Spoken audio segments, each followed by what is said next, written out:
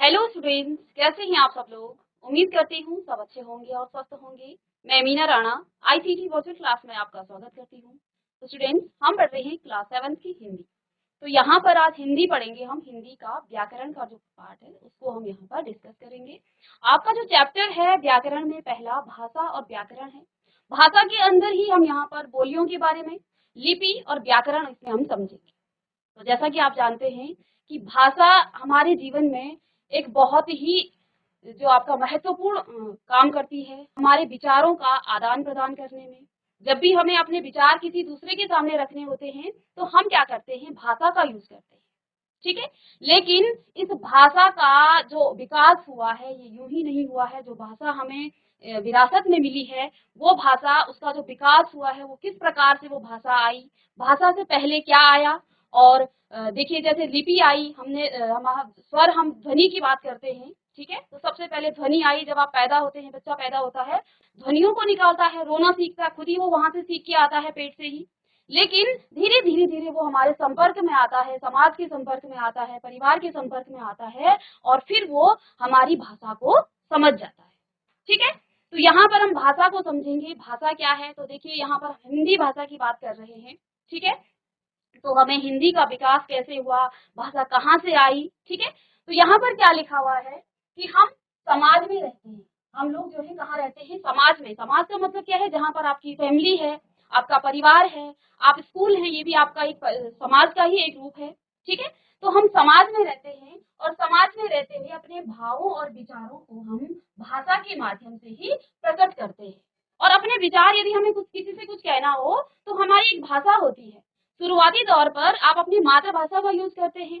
जैसे कि यहाँ पर कई बच्चे आपके गढ़वाली होंगे, कुमाऊनी होंगे, जौनसारी होंगे, तो वो वहां पर अपनी मातृभाषा का यूज करते हैं, क्योंकि उनके माता पिता उनको अपनी मातृभाषा में ही बात करना सिखाते हैं। आपस में वो मातृभाषा में ही बात करते हैं।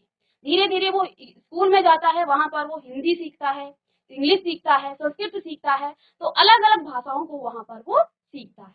तो देखिए, हम अपने विचारों को कैसे प्रदर्शित करते हैं, कैसे दूसरों तक हम पहुंचाते हैं, भाषा के माध्यम से। ठीक है, तो यहाँ पर क्या कहा गया है कि हम भाषा के माध्यम से ही अपने विचारों को क्या करते हैं, प्रकट करते हैं।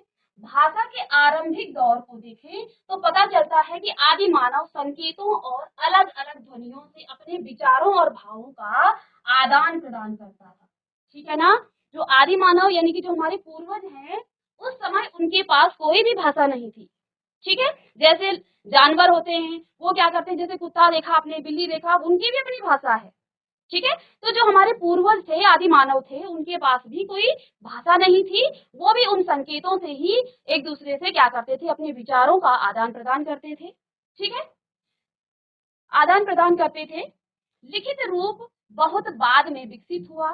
जैसे कि आप जानते हैं, हमारे आदि मानव जो थे पहले किस तरह की थी, उनकी पूंछ थी, और वो जंगलों में रहते थे ना, वो खाना पका के खाते थे, कच्चा मांस खाते थे। ठीक है, उनको आग का धीरे धीरे उन्होंने आविष्कार किया, फिर पहिए का, और धीरे धीरे उन्होंने फसल, और आगे वो आज हमारा जो मानव समाज है वो इतना विकसित हो गया है। ठीक है, तो ये शुरुआती दौर में ऐसा नहीं था। तो जिस प्रकार मानव का विकास हुआ है, ऐसे ही हिंदी का विकास भी हुआ है। ऐसा नहीं है कि जो हमें आज लिखने को मिल रहा है इसका तुरंत से विकास हो गया है। जो आप वर्ण लिख रहे हैं, जो आप स्वर लिख रहे हैं, उनका विकास ही इस तरह से नहीं हुआ है। जैसे मानव आपको दिख रहा है, ऐसे ही इन भाषाओं का, इन वर्णों का, इन स्वरों का, इनका जो है विकास पहले ऐसा नहीं था। धीरे धीरे ये भाषा भी आपकी विकसित हुई है। तो जो पहला आदि मानव था वो भी क्या करता था, उनके पास अपने विचारों को रखने के लिए संकेतों का वो यूज करता था। ठीक है, तो यहाँ पर आधुनिक परिदृश्य में जो लोग बोल सुन नहीं सकते, हाथ के संकेतों से वार्तालाप करना। तो देखिए, जो बोल नहीं सकते हैं और जो सुन नहीं सकता, तो वो बोल भी नहीं सकेगा। ठीक है, क्योंकि वो भाषा को सुनेगा ही नहीं, तो वो बोलेगा कैसे। तो वो अपने भाषा को, अपने भावों को, अपने विचारों को, अपनी बात को दूसरों तक संकेतों से पहुंचाएगा। ठीक है, आपके आसपास भी कोई ऐसे होंगे जो बोल नहीं सकते हैं, तो वो बोल कुछ तो बोलने का क्या होता है, जो बच्चा सुन नहीं सकता है शुरुआती दौर से ही बाय बर्थ, तो वो बोल भी नहीं पाता है। क्यों, क्योंकि उसने कोई भाषा सुनी ही नहीं, और जब वो सुनेगा नहीं तो वो बोलेगा कैसे। ठीक है, तो यहाँ पर क्या कहा गया है कि वो हाथ के संकेतों से वार्तालाप करते हैं। ठीक है। छोटे बच्चे भूख लगने पर रोना, तो जो छोटा बच्चा होता है, आपके घरों में भी छोटे छोटे बच्चे होंगे, जब उनको भूख लगती है तो देखिए बच्चा जब पैदा होता है तो वो तुरंत रोने लगता है। ठीक है। तो ये भगवान गॉड गिफ्ट है उनके लिए, वो संकेत वो अपने साथ लेके आता है। तो उनको भूख लगती है तो वो रोना शुरू कर देता है। ठीक है। अथवा सभ्य सुरक्षित सुशिक्षित लोग प्रशंसा में ताली बजाना, हाथ मिलाकर जाने का संकेत करना और विद्यालय में छुट्टियों की सूचना के लिए घंटी बजाना। तो जो सभ्य लोग होते हैं, जब कहीं वार्तालाप होती है, जैसे आपके स्कूल में भी कोई फंक्शन हो रहा है, तो वहां पर कोई अच्छा आपके सामने स्पीच कह रहा है, तो आप क्या करते हैं, बाद में तालियां बजाते हैं। तो ये एक सभ्य समाज की क्या है, पहचान है। ठीक है। तो वो भी क्या है, एक भाषा है कि आप उसकी प्रशंसा कर रहे हैं तालियों के माध्यम से। ठीक है। इसके बाद देखिए क्या कहा गया है कि हाथ मिलाकर जाने का संकेत करना। आपने कई बार अपने टीचर्स को देखा होगा, हाथ मिलाते हैं और उनका अच्छे से वो करते हैं। वो भी क्या है, एक भाषा है, एक संप्रेषण यानी कि बोलने का, अपने भावों को, अपने विचारों को प्रकट करने का वो एक क्या है, माध्यम है। ठीक है। इसके बाद देखिए विद्यालय में घंटी की सूचना के लिए घंटी बजाना। देखिए छुट्टी की संकेत के लिए, सूचना के लिए घंटी बजाना। आप अभी पीरियड में बैठे हुए हैं, ठीक है, थोड़ी देर में आपका पीरियड ओवर हो जाता है, तो सारे बच्चों को उतावली हो जाती है, चाहे आपका कितना इंपॉर्टेंट टॉपिक भी चल रहा होता है, तो आप क्या कहते हैं, मैम हमारा दूसरा पीरियड है, हमें जाना है। कई बार बच्चे हमसे ही बोल देते हैं माइक में, तो वो आपको आपके दिमाग में क्लिक कर गया कि नहीं, हमारा ये पीरियड, हिंदी का पीरियड ओवर हो चुका है, अब हमें ये नहीं पढ़ना है, हमारे मैथ्स का टीचर आने वाले हैं, तो उनकी हम अब क्लास लेंगे। तो ये भी क्या है, घंटी बजने से आपके तुरंत एक संकेत आपके दिमाग में आ जाता है कि हाँ घंटी बज गई है, अब हमारा इंटरवल हो गया है, या हमारी छुट्टी हो गई है। तो ये भी क्या है, एक भाषा है। ठीक है। तो उस समय आपको बोल के नहीं कहा जाता है कि बच्चों आपकी छुट्टी हो गई है, बस एक घंटी बजती है और सारी क्लासेस से बच्चे अपने दूसरे पीरियड के जो बुक्स हैं उनको निकाल लेते हैं, या फिर छुट्टी के लिए, आप छुट्टी के लिए बाहर निकल जाते हैं क्लासरूम से। तो ये भी क्या है, एक भाषा है, सांकेतिक आपको भाषा है। ठीक है। इसके बाद देखिए, ये विभिन्न संकेतों से अपने मनोभावों, इमोशंस को और जिज्ञासाओं को, क्यूरियोसिटी को प्रकट करते हैं। ठीक है। तो ये भी क्या है, संकेत हैं जिससे हम अपने मनोभावों को, जैसे हम क्या कहा कि आप स्कूल की छुट्टी हो रही है और आपकी घंटी बज गई और सारे बच्चों को ये लग रहा है कि नहीं अब छुट्टी हो गई, अब नहीं पढ़ना है। ठीक है। तो सारे बच्चे, इंपॉर्टेंट आपका टॉपिक भी चल रहा होता है, तो वो सारे बच्चे बाहर निकल जाते हैं कि बस अब हमें तो संकेत मिल चुका है कि हमारी छुट्टी हो गई है। ठीक है। कई बार हमने देखा है कि आप टीचर आगे पढ़ा रहे हैं और आप माइक पर ही बोल देते हैं कि मैम हमारा दूसरा पीरियड है, हम दूसरी क्लास में जा रहे हैं। ठीक है। तो ये आपके दिमाग में एक संकेत है, तो आपने तुरंत से, उससे पहले आपको कुछ भी नहीं पता था, जैसी घंटी बजी और आपने क्या कहा कि हमें संकेत हो गया है कि हमारा दूसरा पीरियड है, अब आपको इसको ओवर कर देना है। तो ये भी एक भाषा है। ठीक है ना। तो लेकिन केवल संकेतों के माध्यम से सभी भावों को समझना और समझाना आसान नहीं है। लेकिन क्या कहा गया है, सिर्फ संकेतों के माध्यम से आप अपने भावों और विचारों को प्रकट नहीं कर सकते हैं। कभी कभी तो आपके भाव गलत प्रकट हो जाते हैं। ठीक है। अब देखिए कहीं रोने का संकेत हो रहा है, हो सकता है वो इतना ज्यादा खुशी में रो रहा हो, तो वो कभी कभी गलत भी आपको यहाँ पर संकेत दे सकता है। तो ये आसान नहीं है उसको समझना और समझाना, इसलिए भाषा बनी। ठीक है। इसी कारण जो है भाषा यहाँ पर बनी है। ठीक है।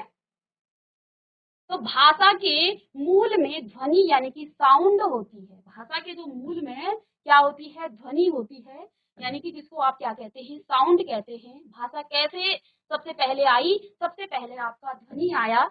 ठीक है। भाषा के लिए पहला प्रयास हम ध्वनि के माध्यम से ही करते हैं। तो देखिए, हमने जो भाषा आज हम बोल और लिख रहे हैं, ये भाषा ध्वनियों से मिलकर बनी हुई है। ठीक है।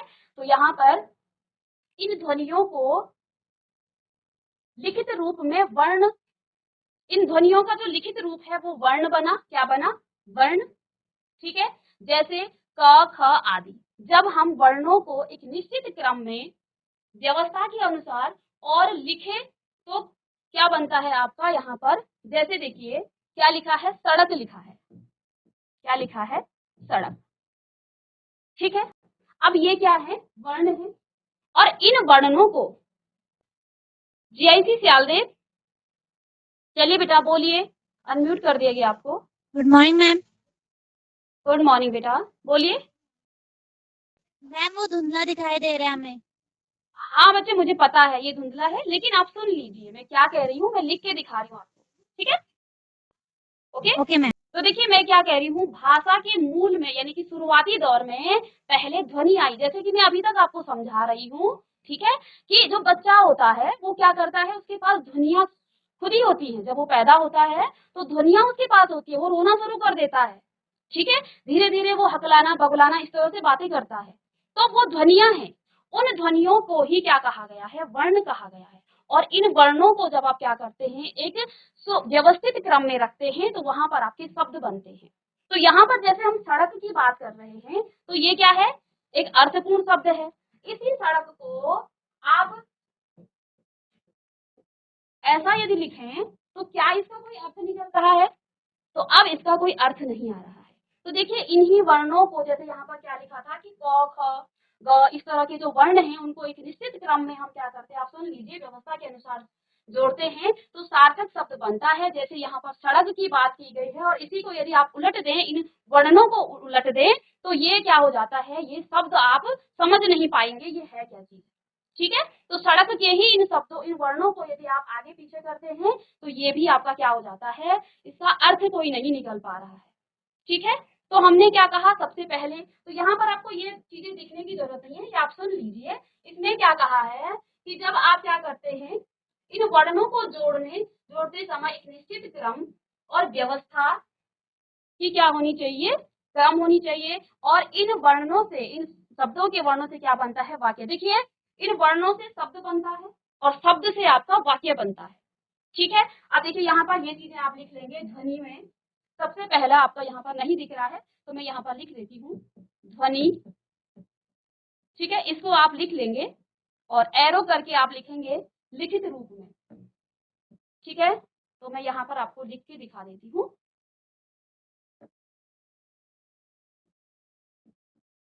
ध्वनि, ठीक है? और इसको आप एरो के ऊपर से लिखेंगे लिखित रूप।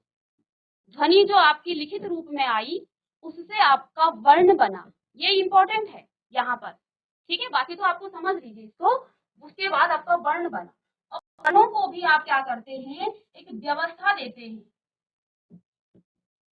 उनको भी आप व्यवस्थित क्रम में जब लिखते हैं तो वो आपका शब्द बनाते हैं, ठीक है? और शब्द जो हैं आपके क्या होते हैं, शब्दों को भी आप क्या करते हैं, मेल से, और वो भी सार्थक मेल होना चाहिए। ऐसा नहीं कि आगे आपका जैसे मैं घर जा रहा हूँ, मैं या घर जा रहा हूँ, मैं घर जा रहा हूँ।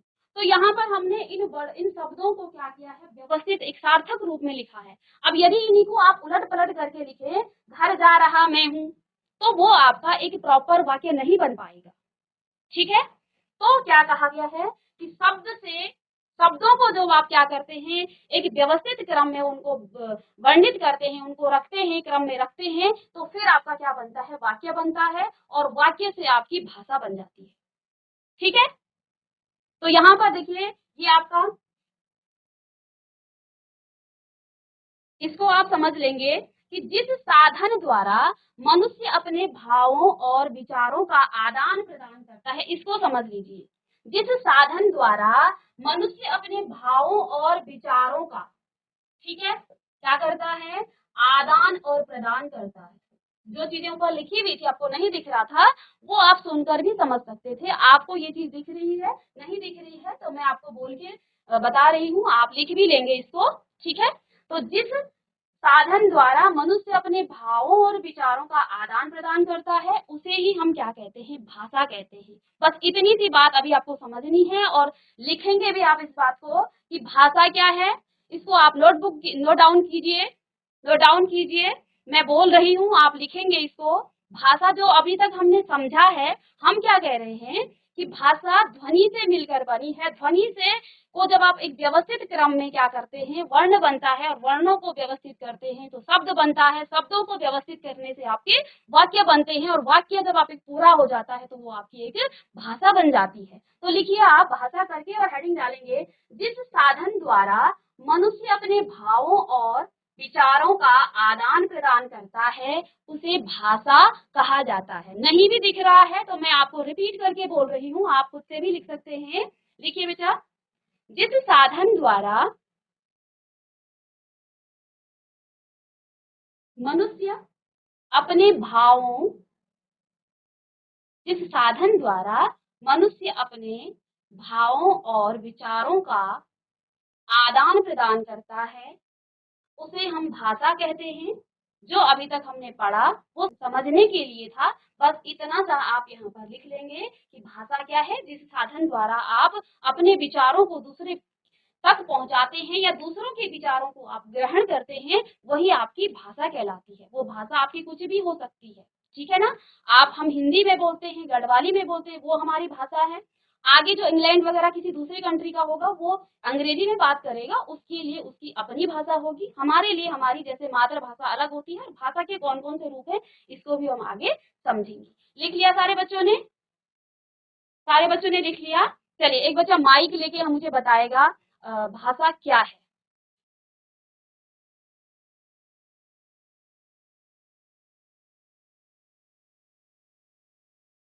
चलिए, कोई भी बच्चा जीआईसी सियालदेव से और कोट कंडारा से, भाषा क्या है बेटा? बेटा यहाँ पर हमने किसी डेफिनेशन को, किसी परिभाषा को हमने यहाँ पर रटना नहीं है।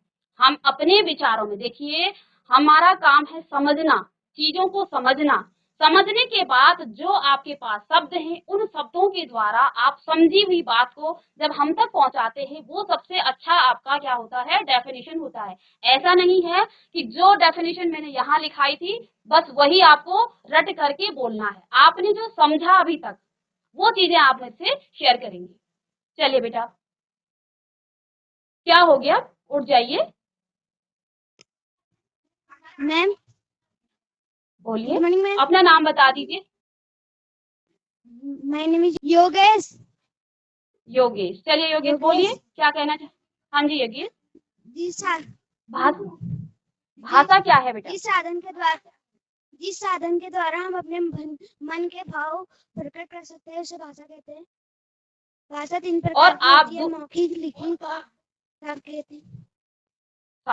चलिए इस पे तो हम अभी जाएंगे। जहां आपको नहीं दिख रहा है, ये थोड़ा सा हो गया था, मैं कल से कोशिश करूंगी आपको बहुत अच्छे से दिखे, ठीक है। तो मैं आपको समझा रही हूँ कि ये आपको कहीं लिखना नहीं है। चलिए बैठ जाइए योगेश।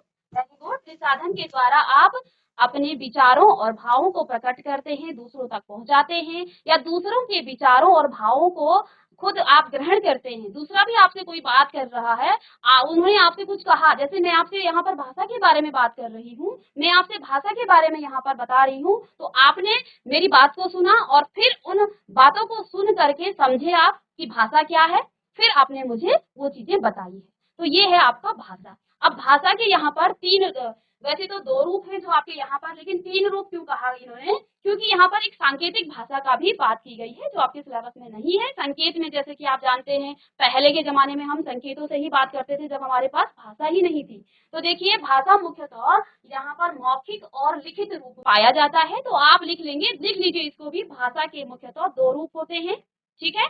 तो यहाँ पर मौखिक और लिखित। बहुत कुछ जितना आपको पढ़ाया जा रहा है इतना नहीं लिखना है, आपको सिर्फ चीजों को समझना है।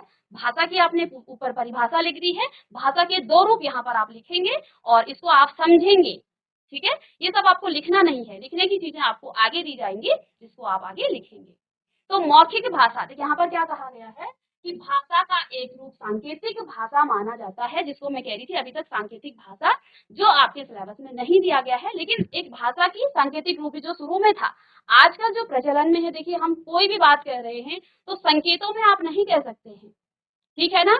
आपको मैं यहाँ पर संकेतों में इस तरह से समझा दूं तो क्या आपको चीजें समझ में आएंगी? या तो मैं मुंह से बोल के या फिर लिख करके आपको समझाऊंगी, तभी आपको यहाँ पर समझ में आएगा। तो देखिए यहाँ पर क्या कहा गया है कि भारत भाषा का एक रूप जो है सांकेतिक रूप माना जाता है, पर इसका अध्ययन व्याकरण में नहीं किया जाता है, क्योंकि वह पूरे वाक्य के रूप में दूसरे के पास नहीं पहुंचती है, बल्कि भावों के रूप में पहुंचती है। अतः यह मौखिक और लिखित रूप को ही समझाया गया है। तो क्या कहा है उसमें? आप पूरी बात को नहीं समझा सकते हैं। लिखित भाषा को आप पूरा लिख कर बता सकते हैं, मौखिक भाषा को आप अपनी बात को समझा सकते हैं, ठीक है, किसी और को। तो यहाँ पर व्याकरण में उसका वर्णन नहीं है, किसका, सांकेतिक भाषा का, क्योंकि हम भाषा और व्याकरण पढ़ रहे हैं। हमने कहा भाषा कहाँ से आई, भाषा का जो मूल रूप था पहले क्या था, ठीक है, और भाषा का व्याकरण का भाषा में क्या रोल है वो हम आगे पढ़ेंगे। पहले तो इसको आप समझ लीजिए।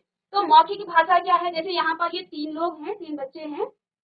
तो ये साहिल कह रहा है कि कैसे हो तुम दोनों, कब आई, मैं ठीक हूँ गौरव। तो तीनों ही यहाँ पर आपस में बातें कर रहे हैं, ठीक है। तो ये क्या हो गई, एक मौखिक भाषा हो गई है। तो यह भाषा का मूल रूप है जो सहज रूप से प्राप्त होता है और इसे सीखने के लिए प्रयत्न करने की आवश्यकता नहीं होती है। भाषा का यह रूप मनुष्य के जन्म के साथ जुड़ा होता है। बच्चा ध्वनियों को साथ लेकर पैदा होता है।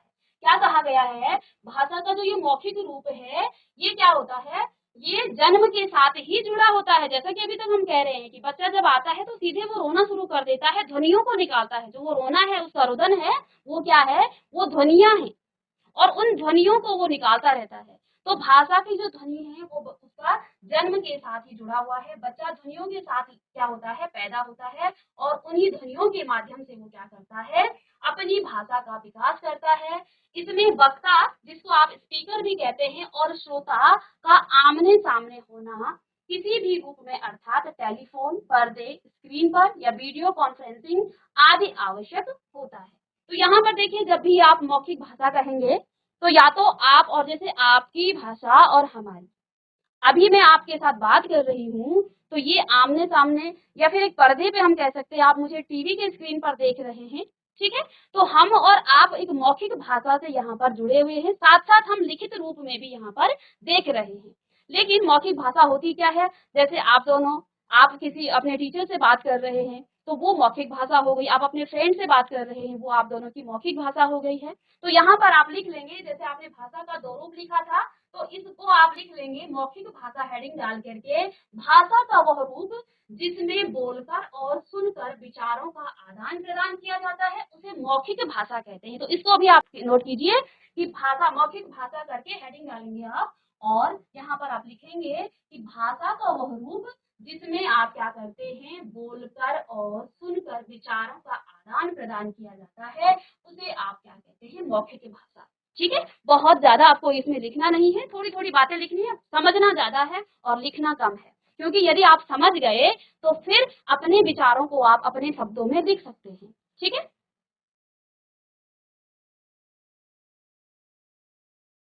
तो भाषा का वह रूप जिसमें बोलकर और सुनकर अपने विचारों का आदान प्रदान किया जाता है। ठीक है, तो यहाँ पर एक वक्ता होता है और दूसरा आपका क्या होता है, श्रोता होता है। जैसे यहाँ पर आपके, मैं आपको यहाँ पर बोल रही हूँ तो मैं वक्ता हो गई, और आप लोग सुन रहे हैं चीजों को तो आप क्या हो गए, श्रोता हो गए। ठीक है, चलिए लिख लिया सारे बच्चों ने। जीआईसी कोट कंडारा, आपको आवाज आ रही है बच्चों, जीआईसी कोट कंडारा, जीआईसी सियालदेव, आप सभी बच्चों ने लिख लिया, हाथ खड़े करके बताएंगे। चलिए, समझ में आ रहा है आप लोगों को, बच्चे समझ में आ रहा है, ठीक है। तो यहाँ पर भाषा का ये हो गया आपका मौखिक रूप। ठीक है, अब लिखित रूप क्या है, देखिए जैसे यहाँ पर आप चित्र में देख पा रहे हैं कि कोई अध्यापिका है जो लिख रही है बोर्ड पर और बच्चे इन चीजों को देख रहे हैं। यदि मैं यहाँ पर कुछ लिखूं तो आप उसको देख करके मेरे विचारों को ग्रहण कर सकते हैं। या टीचर्स आपके स्कूल में लिखते होंगे तो कभी कभी टीचर्स क्या करते हैं, सीधे आपको लिख देते हैं, कुछ बोलते नहीं है, तो आप देख करके फिर उसको समझ जाते हैं क्या बात, क्योंकि देखेंगे फिर आप पढ़ेंगे, फिर उन विचारों को आप ग्रहण करेंगे। तो देखिए लिखित भाषा क्या होती है, मौखिक भाषा की ध्वनियों को जब हम क्या करते हैं, निश्चित चिन्हों द्वारा प्रकट करते हैं तो लिखित भाषा का जन्म होता है। यह भाषा का कृत्रिम या आर्टिफिशियल रूप है जो सहज रूप से हमें प्राप्त नहीं होता है। तो देखिए जब आपने भाषा सीखी होगी जो आपकी मातृभाषा है, ठीक है, तो उस समय आपको किसी ने समझाया नहीं था। आप जब पैदा हुए आपके पास ध्वनियां थी, या कोई भी इंसान है वो ध्वनियों के साथ पैदा हुआ था। धीरे धीरे वो अपने परिवार के संपर्क में आता है और परिवार से ही वो भाषा सीखने लग जाता है, सहज यानी कि सरल रूप से वो सीखने लग जाता है। उसको किसी विद्यालय की तब जरूरत नहीं पड़ती है उसकी मातृभाषा सीखने के लिए, लेकिन धीरे धीरे जब वो स्कूल जाता है वहां से होती है उसकी लिखित भाषा का विकास, वहां से वो सीखता है कैसे आप लिखते हैं। तो इसके लिए आपको क्या करना पड़ता है, तो लिखित भाषा का जो जन्म होता है यह भाषा का कृत्रिम रूप है जो सहज रूप से हमें प्राप्त नहीं होता है, सरलता से आप उसको नहीं सीख सकते। कोई भी बच्चा घर में रहकर लिखित भाषा को नहीं सीख सकता है, ठीक है ना। इसके लिए उसको किसी स्कूल में जाना पड़ेगा, इसे सीखना पड़ता है।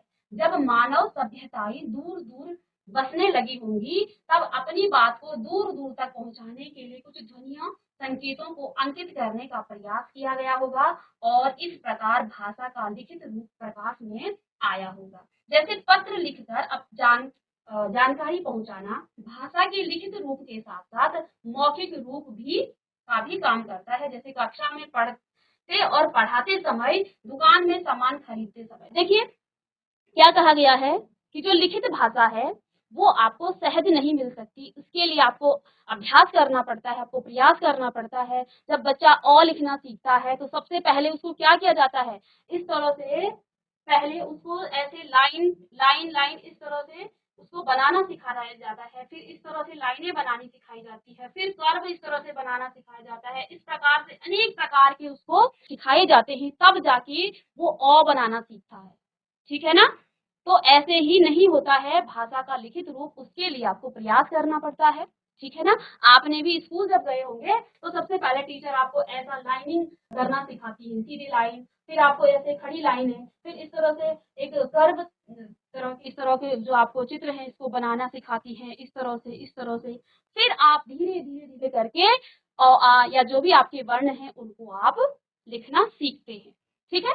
तो यहाँ पर वही बात है कि तब अपनी बात को, जब देखिए पहली बात जब मानव जो है सभ्यताएं दूर दूर बसने लगी तो वहां उस टाइम क्या हुआ, तब अपनी बात को दूर पहुंचाने के लिए कुछ ध्वनियों संकेतों को अंकित करने का प्रयास किया गया होगा। पहले की बात की गई है, ठीक है। उन ध्वनियों को संकेतों के माध्यम से उनको अंकित करने का प्रयास किया गया होगा और इस प्रकार भाषा का लिखित रूप प्रकाश में आया होगा, ठीक है। जैसे आप पत्र लिखते हैं, ठीक है, तो अपनी बात को देखिए, अब तो पत्र कोई लिखता नहीं है, लेकिन पहले क्योंकि आजकल टेक्नोलॉजी इतनी ज्यादा विकसित हो चुकी है कि आप मिनटों में सेकंडों में अपनी बात को मोबाइल फोन से, एसएमएस से, ईमेल से, जो भी चीजें हैं आप विद इन द सेकेंड आप क्या कर सकते हैं, बात पहुंचा सकते हैं। लेकिन पहले जमाने में क्या होता था, तब आपके पास ना मोबाइल फोन थे, ना आपके पास कोई इस तरह की टेक्नोलॉजी थी, तो क्या करते थे, हम पत्र लिखते थे। जब हमसे कोई दूर हमारे रिश्तेदार रहते थे तो हम पत्र लिखा करते थे और पत्र भी आपके एक एक महीने में पहुंचते थे और कभी कभी तो पहुंचने में इतना टाइम हो जाता है जब तक आदमी दूसरी घर ही आ जाता था, पत्र वहां बाद में पहुंचता था। तो वो समय ऐसा था जहाँ पत्र लिखा करते थे, ठीक है। और यहाँ पर आज के जमाने में हमारी जो टेक्नोलॉजी है वो बहुत विकसित हो चुकी है, जिसमें हम क्या करते हैं, हमें ये जो अपनी भाषा का आदान प्रदान है, अपने विचारों को, अपनी बात को पहुंचाने में बिल्कुल भी टाइम नहीं लगता है। तो यहाँ पर आप इस बात को भी लिख लेंगे कि भाषा का वह रूप जिसमें लिखकर और पढ़कर विचारों का आदान प्रदान किया जाता है। चलिए नोटबुक निकालेंगे और इसको आप लिखित भाषा में आप इसको लिख लेंगे कि भाषा का वह रूप जिसमें लिखकर और पढ़कर विचारों का आदान प्रदान किया जाता है, उसे ही आप क्या कहते हैं, भाषा, लिखित भाषा उसको आप कहते हैं, ठीक है। इसको भी आप नोट डाउन कर लीजिए, ठीक है। तो यहाँ पर भाषा, लिखित भाषा का कुछ महत्व यहाँ पर लिखा गया है कि जो इसे वर्षों तक सुरक्षित जो है आप रख सकते हैं। आपने कोई चीज, जो भी चीजें हम यहाँ पर इतिहास में पढ़ रहे हैं, अपना इतिहास जो आप पढ़ रहे हैं वो सारा लिखित रूप में ही तो था। अदरवाइज हमें जो रामायण महाभारत जिसके बारे में भी आप, जो आपका क्या है इतिहास है पूरा, वो सब आपका लिखित रूप में था या कुछ साक्ष्य रहे होंगे, कुछ लिखित रूप में रहा। उस टाइम इतनी भाषा कम थी, कहीं कहीं भाषा का वहां पर, वो तो हम वहीं जाके देखेंगे। तो भाषा वहां पर उन चीजों को, जो भी वहां की संस्कृति थी, जो भी वहां के रहे होंगे, उनको हम भाषा के रूप में सुरक्षित रख सकते हैं और आने वाली पीढ़ी भी इसका लाभ उठा सकती है। तो जो चीजें आजकल चल रही हैं उनको भी हम लिखित रूप में रखेंगे तो आगे की जो हमारी पीढ़ी होगी वो भी इन चीजों को समझेगा कि आज के युग में क्या क्या यहाँ पर हो रहा है और आगे क्या क्या यहाँ पर परिवर्तन होने वाला है। यह भाषा को मानक रूप प्रदान करती है। तो बच्चों यहाँ पर हमने भाषा के बारे में पढ़ा कि भाषा